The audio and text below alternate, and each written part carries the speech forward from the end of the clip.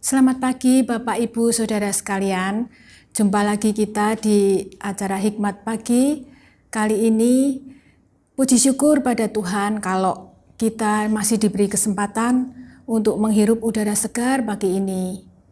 Bapak Ibu Saudara sekalian, sebelum kita melakukan aktivitas hari ini, marilah kita mendasarinya dengan firman Tuhan yang akan dibawakan oleh Saudari Kesia.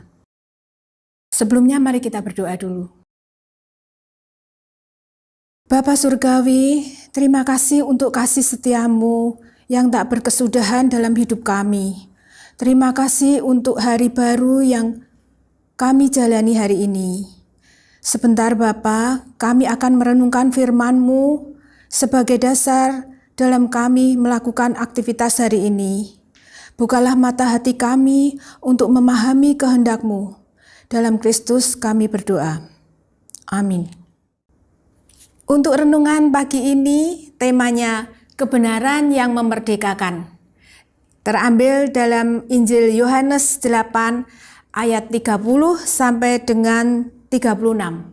Tapi kita akan fokus di ayat 31 dan 32. Saya akan bacakan Injil Yohanes 8 ayat 31 dan 32. Demikian, maka katanya kepada orang-orang Yahudi yang percaya kepadanya, jikalau kamu tetap dalam firman-Ku, kamu benar-benar adalah murid-Ku, dan kamu akan mengetahui kebenaran, dan kebenaran itu akan memerdekakan kamu. Demikian firman Tuhan, syukur pada Allah. Selamat pagi Bapak Ibu Saudara yang terkasih. Terdapat seorang yang bernama Ralph Waldo Emerson, yang merupakan seorang dosen, filsuf, penyair, dan penulis esai dari Amerika. Ralph dipandang sebagai pakar individualisme dan kritikus yang terus terang terhadap tekanan masyarakat yang membangkang. Ia menyebarkan pemikirannya melalui puluhan esai yang diterbitkan dan lebih dari 1.500 ceramah-ceramahnya. Ralph menerbitkan esainya yang berjudul Nature di tahun 1836. Dalam esai tersebut, ia mengekspresikan aliran pemikiran transendentalismenya. Maka ia disebut sebagai pemimpin gerakan transendentalisme. Suatu paham filsafat yang menekankan kebenaran berasal dari pemahaman pribadi. Ralph menyatakan, kita akan berjalan di atas kaki kita sendiri. Kita akan bekerja dengan tangan kita sendiri. Kita akan berbicara dengan pemikiran kita sendiri. Dan dengan meyakini pikiran kita, maka kita percaya bahwa apa yang benar bagi kita, dalam hati kita itu benar bagi semua manusia. Maka itulah yang disebut jenius. Pemikiran Ralph ini kemudian cukup mempengaruhi dunia, dan setiap orang memang punya kebenarannya sendiri berdasarkan pengalaman dan pengamatannya. Namun kebenaran manusia sangat subjektif, terbatas ruang dan waktu. Kebenaran di suatu wilayah belum tentu menjadi kebenaran di wilayah yang lain. Maka manusia membutuhkan kebenaran yang absolut, universal, terutama bagi manusia berdosa yang cenderung berbuat kejahatan. Bapak Ibu Saudara yang terkasih, Tuhan Yesus memberikan jawaban atas kebutuhan kebenaran tersebut. Tuhan Yesus memberikan penegasan bahwa setiap orang yang tetap dalam firman-Nya adalah murid-murid-Nya. Para murid akan mengetahui kebenaran, suatu kebenaran yang memerdekakannya. Kebenaran yang dimaksud Tuhan Yesus adalah bebas dari dosa dan taat kepada firman Tuhan. Setiap murid Kristus dibebaskan dari belenggu dosa, sehingga ia bisa melaksanakan kebenaran yang sejati secara merdeka.